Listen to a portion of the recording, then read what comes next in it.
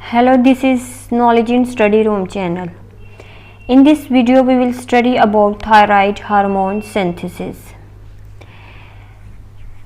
इससे पिछली वीडियो में हमने थायराइड ग्लैंड्स के बारे में डिटेल से स्टडी किया हुआ है, तो ये वीडियो देखने से पहले आप पिछली दो वीडियोस को देख लें ताकि आपको थायराइड ग्लैंड्स के बारे में मुकम्मल पता हो सके कि थायराइड ग्लैंड्स क्या होते हैं और थायराइड ग्लैंड्स कौन से फंक्शंस हमारी बॉडी में परफॉर्म करते हैं।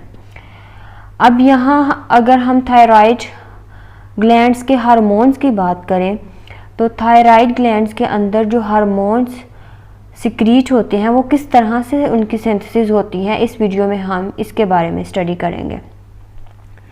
तो जैसे कि हमें पता है कि थायराइड ग्लैंड्स जो हैं ये हमारे नेक रीजन के अंदर प्रेजेंट होते हैं। यहाँ पर ये हमारे नेक रीजन के अंदर प्रेजेंट है और इसके स्ट्रक्चर की बात की जाए तो ये हमारा लेरिंग्स है, लेरिंग्स से ये बिलो होते हैं और यहाँ पर ये हमारा ट्रेकिया है, ट्रेकिया से अबव होते हैं। ये इसकी लोकेशन के बारे में भी हमने डिटेल से लास्ट वीडियो में पढ़ लिया हुआ है।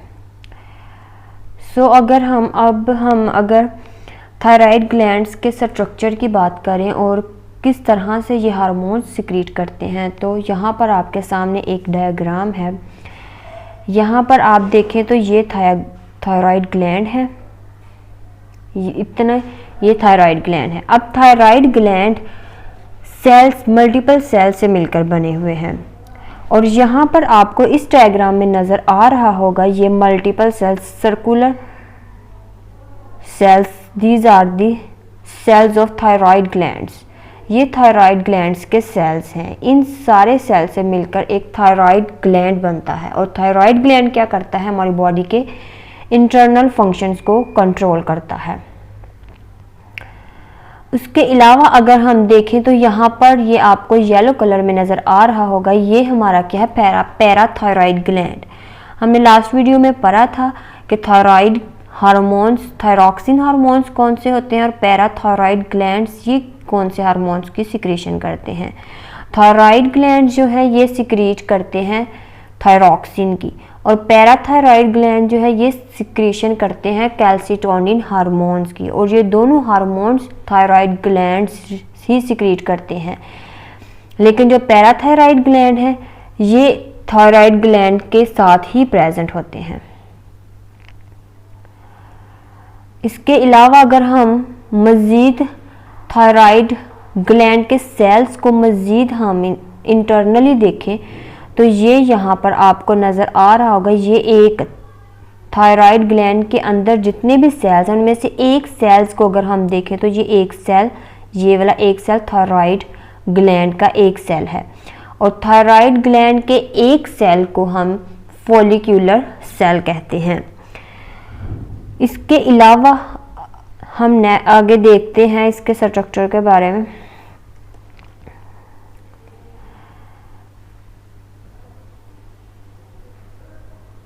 यहाँ पर इस स्ट्रक्चर में देखें तो ये एक थायराइड ग्लैंड का सेल है। यहाँ पर आपको नज़र आ रहा है ये एक थायराइड ग्लैंड का सेल है। अब यहाँ पर these are the follicular cells, ये आपको नज़र आ रहे होंगे, ये क्या है, ये फॉलिक्यूलर सेल्स हैं। ये सारे फॉलिक्यूलर सेल्स हैं और इसके इंटरनल ये जो स्ट्रक्चर है ये हमारा कोलाइड है। सेल्स हमारे ये वाले सेल्स हैं और ये वाला जो इंटरनली जो एरिया है ये वाला, इसको कोलाइड कहते हैं। और यहाँ पर ये एक पूरा थायराइड ग्लैंड का एक सेल है, एक सेल थायराइड ग्लैंड का है और थायराइड ग्लैंड के सेल्स जो हैं इनके ही दरमियान में यहाँ पर पैराथायराइड ग्लैंड्स प्रेजेंट होते हैं। जैसे आपको नज़र आ रहा है डायग्राम के अंदर, ये पैराथायराइड ग्लैंड है। These are parathyroid glands and these are follicular cells. Follicular cells secrete thyroxine hormone and parafollicular cells secrete calcitonin hormone.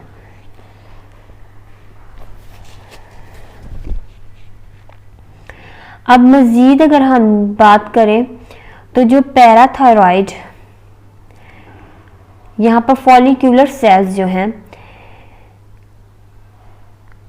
ये कौन से सेल से मिलकर बनते हैं? हमने बात की कि ये फॉलिक्यूलर सेल्स हैं। ओवरऑल अगर हम बात करें तो ये फॉलिक्यूलर सेल्स हैं, लेकिन किन सेल से मिलकर ये बनते हैं उनकी बात की जाए तो ये एपिथेलियल सेल से मिलकर बनते हैं। ये जो हमारे सेल्स यहाँ आपको नज़र आ रहे हैं, ये एपिथेलियल सेल्स हैं। और एपिथेलियल सेल्स क्या बनाते हैं? Follicular cells. जब एपिथेलियल सेल्स जब मिलते हैं, मल्टीपल सेल्स ऑफ एपिथेलियल मिलते हैं तो एक फॉलिक्यूलर सेल्स की सिक्रीशन करते हैं। और फॉलिक्यूलर सेल्स को हम कहते हैं कि ये थायराइड ग्लैंड का एक सेल है। अब अगर हम देखें तो यहाँ पर इस सेल के अंदर थायरॉक्सिन हार्मोन की हमने फॉर्मेशन करनी है। तो थायरॉक्सिन हार्मोन की जो सिक्रीशन है वो इस सेल के अंदर ही होती है, इतने एरिया के अंदर ही जस्ट थायरॉक्सिन हार्मोन की सिक्रीशन होती है। नेक्स्ट हम देखते हैं कि किस तरह से थायरॉक्सिन हार्मोन की इस एरिया के अंदर सिक्रीशन होती है।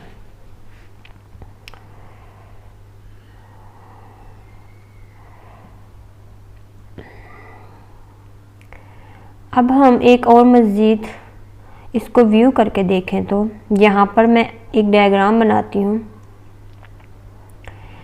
यहाँ पर अब मैं स्ट्रक्चर बनाने लगी हूँ फॉलिक्यूलर सेल्स का। यहाँ पर एक फॉलिक्यूलर सेल्स है हमारे पास,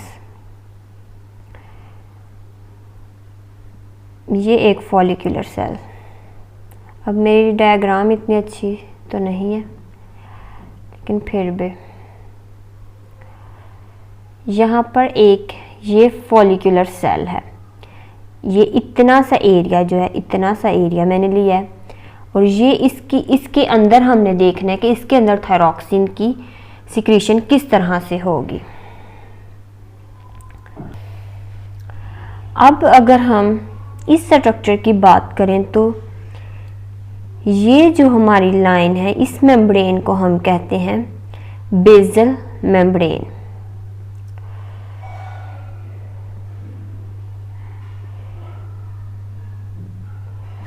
इसको हम बेसल मेम्ब्रेन कहते हैं। उसके अलावा इसकी बात की जाए तो इसको हम कहते हैं लेटरल मेम्ब्रेन।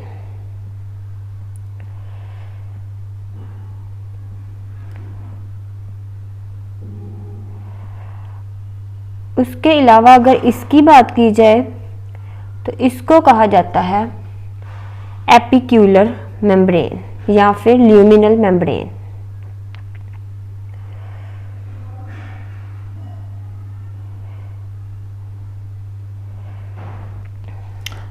ओके, अब हमने इसकी मेम्ब्रेन्स की भी बात कर ली कि इस मेम्ब्रेन को बेसल मेम्ब्रेन कहा जाता है। इस मेम्ब्रेन को and this membrane are called lateral membrane and this membrane which is inside is called luminal membrane. अब हम इसके स्ट्रक्चर, इतने स्ट्रक्चर की बात कर रहे हैं। अब अगर हम देखें तो किस तरह से इस इतने से स्ट्रक्चर के अंदर किस तरह से थायरॉक्सिन की फॉर्मेशन होती है, तो हम मज़ीद एक और डायग्राम बनाते हैं यहाँ पर। अब यहाँ पर स्टार्ट होने लगा है थायरॉक्सिन की सिक्रीशन।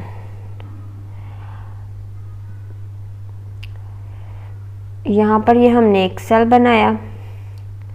नेक्स्ट हम यहाँ पर एक और सेल बनाते हैं। इसके अलावा यहाँ पर एक और बना लेते हैं। ओके, देन यहाँ पर क्या है हमारा, ये हमारा सारा ल्यूमिनल एरिया है। इसको भी हम इस लाइन को रेज कर देते हैं।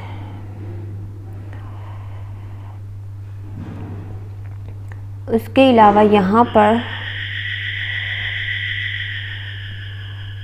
ये हमारा ब्लड वेसल है। अब क्या होता है कि जैसे कि हमने लास्ट वीडियो में पढ़ा था कि थायरॉक्सिन की फॉर्मेशन के लिए क्या चीज़ रिक्वायर्ड होती है? Iodine. Iodine which is the essential part for the formation of thyroxine hormone. अब आयोडीन मिलती कहाँ से है हमें? आयोडीन हम फूड से इंटेक करते हैं।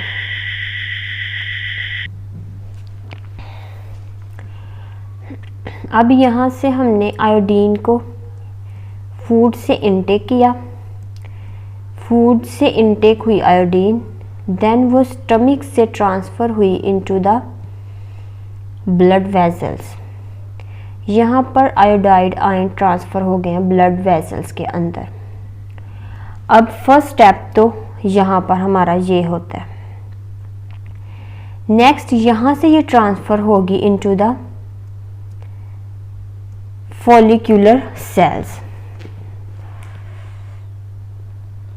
अब यहाँ से फॉलिक्यूलर सेल्स के अंदर जब ट्रांसफ़र होगी तो ये यहाँ पर जो मेम्ब्रेन हमने बेसल मेम्ब्रेन कहा है, ये इसको क्रॉस नहीं कर सकती, इसलिए यहाँ पर एक स्पेशल टाइप्स के ट्रांसपोर्टर या फिर चैनल प्रेजेंट होते हैं जो कि इस प्रोटीन को, इस आयोडाइड आयन को ट्रांसफ़र करने में हेल्प करते हैं। अब यहाँ से क्या होगा, आयोडाइड आयंस हमने फूड से इंटेक किए, वो स्टमक से ब्लड वेसल्स के अंदर गए, ब्लड वेसल्स से देन वो ट्रांसफ़र होंगे इनटू द फॉलिकुलर सेल्स, और फॉलिकुलर सेल्स के अंदर जो ट्रांसफ़र होंगे वो यहाँ पर चैनल प्रेजेंट है, इस चैनल्स के थ्रू वो ट्रांसफ़र होंगे इनटू द फॉलिकुलर सेल्स। अब यहाँ पर आयोडाइड आयंस ट्रांसफ़र हो चुके हैं। अब नेक्स्ट स्टेप में क्या होता है कि अब दूसरा स्टेप हमारा ये है कि इसके अंदर ये फॉलिकुलर सेल्स है, फॉलिकुलर सेल्स के हर सेल्स के अंदर जैसे कि हमें पता है कि न्यूक्लियस भी प्रेजेंट होता है, इसी तरह इस सेल्स के अंदर भी न्यूक्लियस प्रेजेंट है। यहाँ पर ये न्यूक्लियस प्रेजेंट है। अब न्यूक्लियस के अंदर हमें पता है कि ट्रांसक्रिप्शन होती है और साइटोप्लाज्म के अंदर ट्रांसलेशन होती है। अब आयोडाइड आयंस तो हमें मिल गए, उसके अलावा हमें एक प्रोटीन भी रिक्वायर्ड होती है, थायरोग्लोबुलिन प्रोटीन, जो कि इन्वॉल्व है in the formation of thyroxine. अब आयोडाइड आयन ने प्रोटीन के साथ ही जाके बाइंड करना है थायरोग्लोबुलिन प्रोटीन के साथ, और वो यहाँ पर अभी अवेलेबल नहीं है। जब आयोडाइड आयन ट्रांसफ़र होंगे टू द फॉलिकुलर सेल्स के अंदर तो देन यहाँ पर दूसरा स्टेप स्टार्ट होगा, वो ये होगा कि यहाँ पर न्यूक्लियस के अंदर स्पेशल टाइप्स की जीन्स प्रेजेंट होती हैं। यहाँ पर जीन्स जो यूनिक जीन्स हैं यहाँ पर वो अपना एक्सप्रेशन शो करेंगी। जब वो अपना एक्सप्रेशन शो करेंगी तो यहाँ पर न्यूक्लियस के अंदर ट्रांसक्रिप्शन होगी। जब ट्रांसक्रिप्शन होगी तो यहाँ से क्या बाहर रिलीज़ होगा साइटोप्लाज्म के अंदर, मैसेंजर आरएनए। मैसेंजर आरएनए यहाँ पर बन गया। अब मैसेंजर आरएनए के बाद अब मैसेंजर आरएनए ने यहाँ पर साइटोप्लाज्म के अंदर आ गया। साइटोप्लाज्म के अंदर मैसेंजर आरएनए जब बन के आ जाता है देन यहाँ पर होती है ट्रांसलेशन। उसके बाद ट्रांसलेशन के दौरान क्या होता है कि प्रोटीन की फॉर्मेशन होती है। अब यहाँ पर प्रोटीन की फॉर्मेशन, यहाँ पर ट्रांसलेशन हुई साइटोप्लाज्म के अंदर, फॉलिकुलर सेल्स के साइटोप्लाज्म के अंदर ट्रांसलेशन हुई, यहाँ पर प्रोटीन की फॉर्मेशन हुई, यहाँ पर एक अमाइनो एसिड चेन की फॉर्मेशन हुई। इसके अंदर अब डिफरेंट टाइप्स की प्रोटीन्स प्रेजेंट हैं।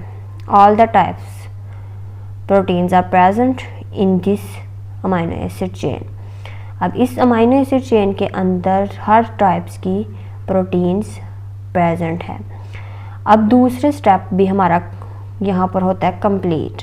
फर्स्ट स्टेप में आयोडाइड आयंस आए, हमने फूड से इंटेक किए, देन स्टमक से वो ब्लड वेसल्स के अंदर गए, देन वहाँ से वो फॉलिकुलर सेल्स के अंदर ट्रांसपोर्टर के थ्रू या चैनल्स के थ्रू वो कहाँ पर गए, फॉलिकुलर सेल्स के अंदर ऑफ थायराइड ग्लैंड्स। और दूसरे स्टेप में क्या होता है कि यहाँ पर थायरोग्लोबुलिन प्रोटीन की फॉर्मेशन होती है। और वो कैसी होती है, यहाँ पर न्यूक्लियस के अंदर स्पेशल टाइप्स की जीन्स जो हैं वो अपना एक्सप्रेशन शो करती हैं। देन यहाँ पर ट्रांसक्रिप्शन होती है, उसके बाद मैसेंजर आरएनए रिलीज़ होता है into the cytoplasm. Then cytoplasm के अंदर क्या होती है, ट्रांसलेशन। उसके नतीजे में long chain of amino acids formed होती है।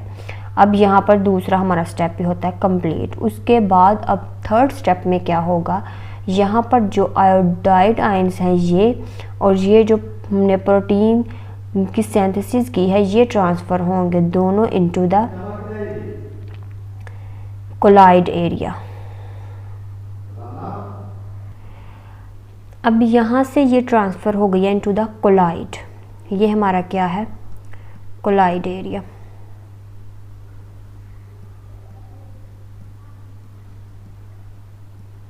IOD।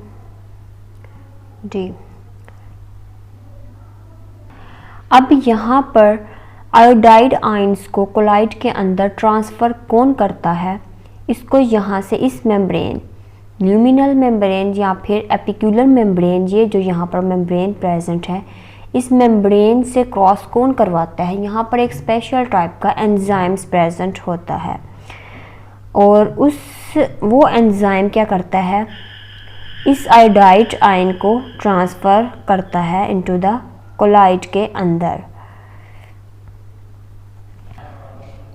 अब यहाँ पर इस एंजाइम्स की बात की जाए तो इस एंजाइम्स के 3 मेन फंक्शंस होते हैं। यहाँ पर पहले फंक्शंस की बात करें तो ये आयोडाइड आयंस को ट्रांसफ़र करता है into the colloid. Iodide ions जो हैं ये इस तरह से आयंस की फॉर्म में यहाँ पर इस मेम्ब्रेन को क्रॉस नहीं कर सकते, इसलिए इस मेम्ब्रेन को आयोडाइड आयंस क्रॉस करने के लिए ये एंजाइम यहाँ पर प्रेजेंट है और ये एंजाइम, इस एंजाइम्स का जो नाम है परऑक्सीडाइज एंजाइम्स।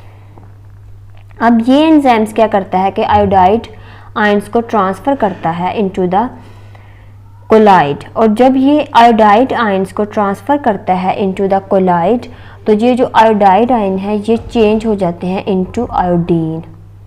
यहाँ पर ये चेंज हो जाते हैं इनटू द आयोडीन। अब इसका फंक्शन, इस एंजाइम्स का फर्स्ट फंक्शन ये है कि ये आयोडाइड आयंस को ट्रांसफ़र करता है इनटू द आयोडीन। उसके बाद नेक्स्ट जो इसका फंक्शन है वो ये है, अब दूसरा अगर हम देखें तो यहाँ पर थायरोग्लोबुलिन प्रोटीन हमने जो फॉर्म की है ये भी ट्रांसफ़र होती है इनटू द कोलाइड। कोलाइड के अंदर ये भी ट्रांसफ़र हो गई। अब इसको ये एंजाइम ट्रांसफ़र नहीं करता है, ये खुद ही ट्रांसफ़र हो जाती है इनटू द कोलाइड। उसके बाद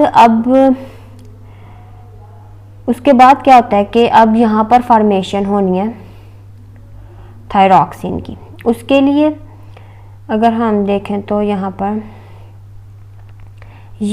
पर एंटर हो गई यहाँ पर हमारी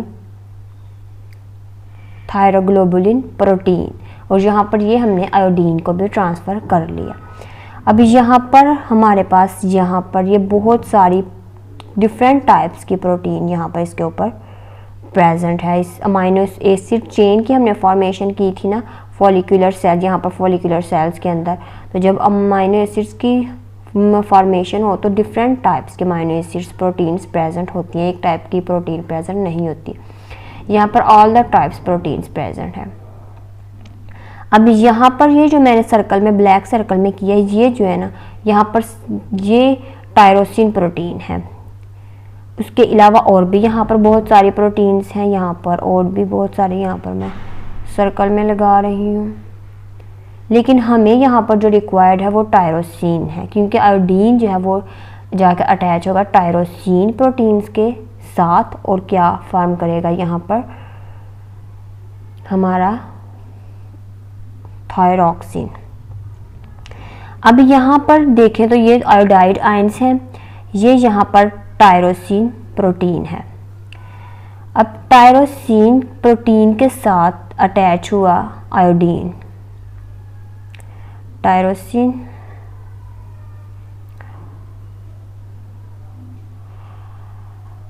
अब यहाँ पर आयोडीन अटैच हुआ आके यहाँ पर इस एक टायरोसिन के साथ, देन यहाँ पर एक और ये टायरोसिन है यहाँ पर आके अटैच हुआ है एक और आयोडीन आयन सॉरी। अब एक टायरोसिन के साथ दो आयोडीन आयंस भी, आयोडीन जो है ना मॉलिक्यूल्स भी आगे अटैच हो सकते हैं। अब यहाँ पर अगर देखें तो यहाँ पर हम दो अटैच कर लेते हैं, ये हमने दो आयोडीन मॉलिक्यूल्स अटैच कर लिए। अब यहाँ पर क्या होगा कि ये 1, 2 एंड 3, यहाँ पर 2 टायरोसिन मॉलिक्यूल्स हैं, 1, 2 एंड 3 आयोडीन के मॉलिक्यूल्स हैं। अब 1, 2 और 3, 1, 2 को कहते हैं डाई आयोडीनेशन,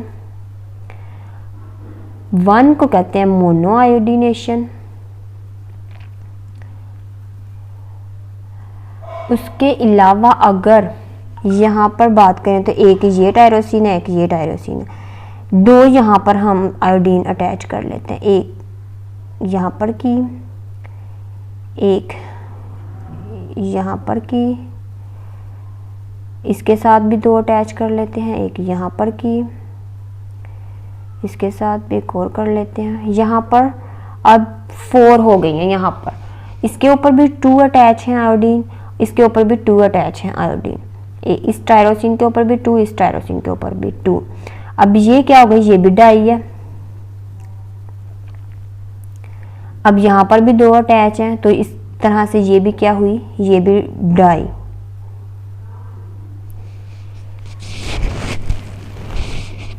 यहाँ पर ये भी डाई आयोडीनेशन हो गई।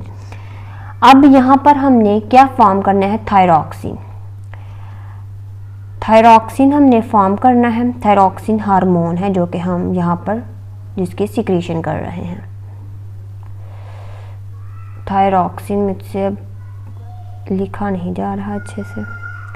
अब ये देखिए, ये थायरॉक्सिन, थायरॉक्सिन अब होता क्या है, आपको पता है कि ये क्या होता है, T3 and T4, T3 T4 होते हैं थायरॉक्सिन मॉलिक्यूल्स के अंदर। 2 हार्मोन्स होते हैं, T3 एक होता है और एक T4 होता है।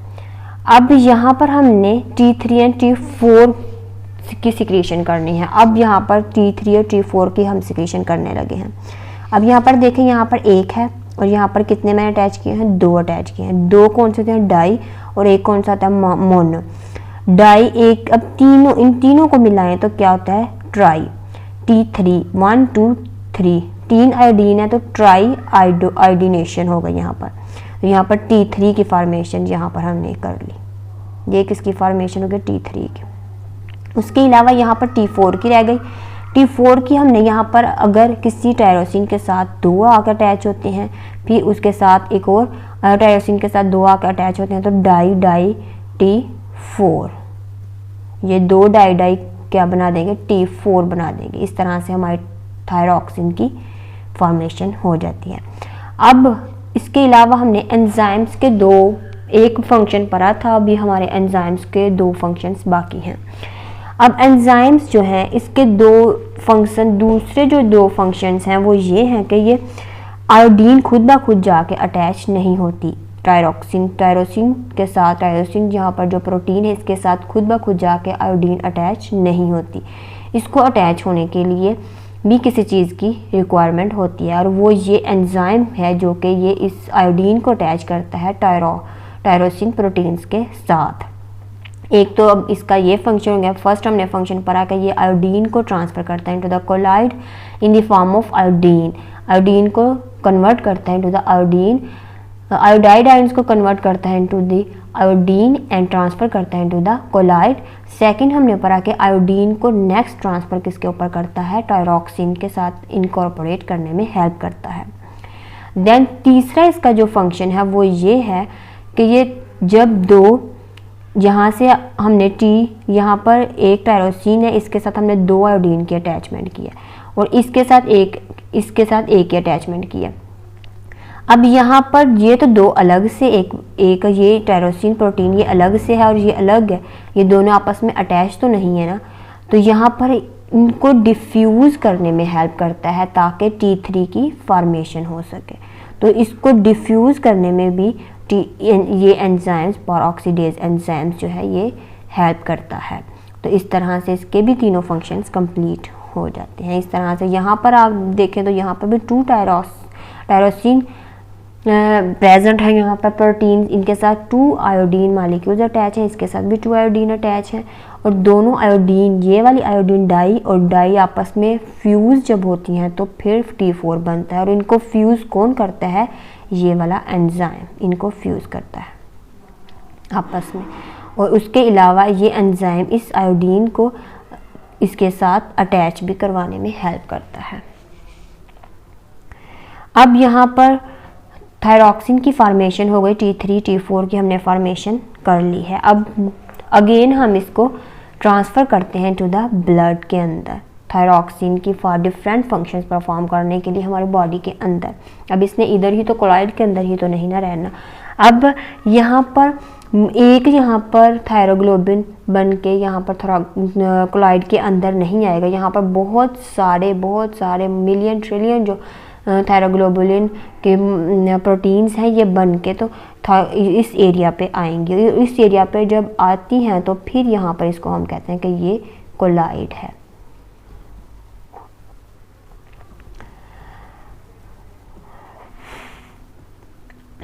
अब नेक्स्ट देखें तो यहाँ पर थायरॉक्सिन की फॉर्मेशन हो गई।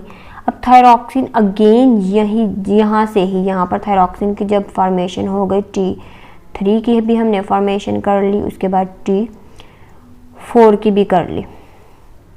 अब ये दोनों हार्मोन्स क्या करेंगे, ट्रांसफ़र होंगे बैक इनटू द ब्लड के अंदर। और वो कैसे होंगे, इसी तरह से ये मेम्ब्रेन के थ्रू इसके अंदर आएंगे फॉलिकुलर सेल्स के अंदर, देन फॉलिकुलर सेल्स से ये ट्रांसफ़र हो जाएंगे इनटू द ब्लड वेसल्स के अंदर। फिर ब्लड इसको ट्रांसपोर्ट कर देगा पूरी बॉडी के अंदर, और देन यहाँ पर पूरी बॉडी के अंदर जब ट्रांसफ़र कर देता है तो जैसे कि हमें पता है कि ये कौन से फंक्शन परफॉर्म करता है, ये हमारी फिज़िकल ग्रोथ करता है। तो थायरॉक्सिन हार्मोन हमारी फिज़िकल ग्रोथ में हेल्प करता है। तो जब ये ब्लड के अंदर ट्रांसफ़र हो जाता है तो ब्लड इसको पूरी बॉडी के अंदर ट्रांसपोर्ट करता है, देन हमारे फिज़िकल ग्रोथ जो होती है वो इम्प्रूव होती है। अब हम अगेन इसको गो थ्रू कर लेते हैं जो आज हमने पढ़ा। आज हमने पढ़ा थायराइड हार्मोन सिंथेसिस। उसका हमने देखा कि थायराइड ग्लैंड कहाँ पर प्रेजेंट होते हैं, नेक रीजन के अंदर प्रेजेंट होते हैं, यहाँ पर लेरिंग से बिलो एंड ट्रेकिया से अबाव प्रेजेंट होते हैं। उसके अलावा हमने देखा कि इसके अंदर जो सेल्स होते हैं वो किस तरह से अरेंज होते होते हैं, ये क्यूबॉइडल शेप में प्रेजेंट होते हैं। और यहाँ पर अगर हमने डायग्राम में देखा तो यहाँ पर ये जो सर्कुलर हमें नज़र आ रहे हैं ये सारे क्या हैं, सेल्स हैं ऑफ थायराइड ग्लैंड्स, और इन सेल्स को हम फॉलिकुलर सेल्स कहते हैं। और यहाँ पर इन्हीं के साथ फॉलिकुलर सेल्स के साथ ही पैराथायराइड ग्लैंड्स भी प्रेजेंट होते हैं, ये येलो कलर में आपको नज़र आ रहे होंगे। और इनका फंक्शन क्या होता है, कैल्सिटोनिन हार्मोन की फॉर्मेशन करना। और थायराइड ग्लैंड क्या करते हैं, ये थायरॉक्सिन हार्मोन की फॉर्मेशन करते हैं। थायरॉक्सिन हार्मोन क्या करता है, हमारी बॉडी की फिजिकल ग्रोथ में हेल्प करता है, मेंटल ग्रोथ में हेल्प करता है, और मेटाबॉलिज्म में हेल्प करता है। जब मेटाबॉलिज्म होता है तो एनर्जी रिलीज़ होती है, जब एनर्जी रिलीज़ होती है तो उसके नतीजे में हमारी ग्रोथ होती है। उसके अलावा कैल्सिटोनिन हार्मोन्स का भी हमने पढ़ लिया था लास्ट वीडियो में कि ये क्या करता है, कैल्शियम की जो अमाउंट है उसको हमारे बोन्स के अंदर इंक्रीज़ करता है, ब्लड के अंदर डिक्रीज़ करता है। उसके अलावा हमने इसको सेल्स को मज़ीद हमने इंटरनली देखा तो यहाँ पर इस तरह का इसका स्ट्रक्चर होता है सेल्स का, फॉलिकुलर सेल्स का ये इस तरह से इंटरनल स्ट्रक्चर, यहाँ पर ये कोलाइड होता है और यहाँ पर ये इसके अराउंड कौन से होते हैं, फॉलिकुलर सेल्स होते हैं। और किस तरह से इसके अंदर फॉर्मेशन होती है वो भी हमने देखी। यहाँ पर इस डायग्राम के अंदर देखें तो यहाँ पर किस तरह से स्टार्ट होती है थायरॉक्सिन की फॉर्मेशन, उसको कौन स्टिमुलेट करता है वो हमारा यहाँ पर अगर आप देखें तो यहाँ पर पिट्यूटरी ग्लैंड्स प्रेजेंट है। पिट्यूटरी ग्लैंड्स हाइपोथैलेमस के साथ अटैच होता है। हाइपोथैलेमस यहाँ पर हमने मज़ीद ये देखें, यहाँ पर मज़ीद इसको व्यू करके देखा जाए तो यहाँ पर हाइपोथैलेमस रिलीज़ करता है थायराइड रिलीजिंग हार्मोन्स, वो जाकर एक्ट करते हैं पिट्यूटरी ग्लैंड्स के ऊपर। पिट्यूटरी ग्लैंड्स क्या रिलीज़ करता है, थायराइड स्टिमुलेटिंग हार्मोन्स, और thyroid stimulating hormones then act करते हैं टू द थायराइड ग्लैंड। और जब thyroid stimulating hormones thyroid glands के ऊपर जाके एक्ट करते हैं तो देन जो है थायराइड ग्लैंड थायरॉक्सिन की फॉर्मेशन स्टार्ट करता है। उसके अलावा यहाँ से जब हम फूड इंटेक करते हैं, फूड में आयोडीन को इंटेक करते हैं, जब ये दोनों चीज़ें यहाँ पर थायराइड ग्लैंड्स को मिलती हैं तो देन क्या करता है वो थायरॉक्सिन की फॉर्मेशन स्टार्ट करता है। उसके अलावा हमने फॉलिकल सेल के फॉलिकुलर सेल्स देखे तो यहाँ पर मज़ीद उनको हमने एक और डायग्राम में देखा तो यहाँ पर ये फॉलिकुलर सेल्स का स्ट्रक्चर है। यहाँ पर ये एक 1 सेल है, ये 2 सेल है, ये तीसरा सेल है, ये चौथा सेल है। ये इस तरह से ये सेल्स अरेंज, बहुत सारे सेल्स अरेंज हुए होते हैं। और कौन सा स्ट्रक्चर इन्होंने बनाया होता है? Cuboidal structure. उसके अलावा यहाँ पर हमने इसको मज़ीद इसी को हमने इसका एक सेल लिया और इस एक सेल को हमने मज़ीद इंटरनली देखा तो यहाँ पर एक सेल जो है यहाँ पर इसका ये बेसल स्ट्रक्चर होता है, इसको बेसल मेम्ब्रेन कहते हैं, इसको लैटरल मेम्ब्रेन कहते हैं और इसको ल्यूमिनल या फिर एपिक्यूलर मेम्ब्रेन कहते हैं। अब मज़ीद हमने देखा कि यहाँ पर किस तरह से फॉर्मेशन होती है। तो यहाँ पर हमने फूड से इंटेक की आयोडीन, यहाँ से आयोडीन ट्रांसफ़र होती है into the blood vessels. Blood vessels के अंदर जब ट्रांसफ़र होती हैं तो ये आयोडाइड की फॉर्म में हम इसको इंटेक करते हैं। देन ये ट्रांसफ़र होते हैं इनटू द फॉलिकुलर सेल्स। जो हमने पीछे फॉलिकुलर सेल्स देखे ये उसी का स्ट्रक्चर। और फॉलिकुलर सेल्स के अंदर एक फॉलिकुलर सेल्स के अंदर यहाँ पर हम फॉर्मेशन करके दिखा रहे हैं कि यहाँ पर किस तरह से ये फॉर्मेशन, यहाँ पर चैनल्स प्रेजेंट है जो कि यहाँ पर आयोडाइड आयंस को ट्रांसफ़र करते हैं इनटू द फॉलिकुलर सेल्स के अंदर। यहाँ पर ये ट्रांसफ़र हो गए फॉलिकुलर सेल्स के अंदर आयोडाइड आयंस। दैन यहाँ पर दूसरा स्टेप स्टार्ट होता है, यहाँ पर थायरोग्लोबुलिन प्रोटीन की फॉर्मेशन होती है। और वो किस तरह से होती है कि यहाँ पर न्यूक्लियस प्रेजेंट है, न्यूक्लियस क्या करेगा? ट्रांसक्रिप्शन होगी, मैसेंजर आरएनए बनेगा, देन यहाँ पर ट्रांसलेशन होगी, उसके बाद रफ एंडोप्लाज्मिक रेटिकुलम और ये सारा प्रोसेस होगा और पूरी जो वेजिकल्स की फॉर्म में हमारी ग्लोबुलिन थायरोग्लोबुलिन प्रोटीन है वो ट्रांसफ़र होती है इनटू द कोलाइड एरिया के अंदर। अब यहाँ पर कोलाइड एरिया के अंदर एक ही ट्रांसफ़र नहीं होती, यहाँ तो जस्ट मैंने आपको एक का बताया ना कि इस तरह से ट्रांसफ़र होती है और इस तरह से इसकी आगे से नेक्स्ट थायरॉक्सिन की फॉर्मेशन होती है। लेकिन यहाँ पर बहुत सारी एट अ टाइम बहुत सारी थायरोग्लोबुलिन की फॉर्मेशन होती है, बहुत सारी यहाँ पर ट्रांसफर होती है और एक यहाँ पर इसको पूरे को कवर कर लेती है, इस एरिया पूरे को कवर कर लेती है और इसीलिए इसको हम कोलाइड कहते हैं। उसके अलावा यहाँ पर ट्रांसफ़र हुई और जहाँ पर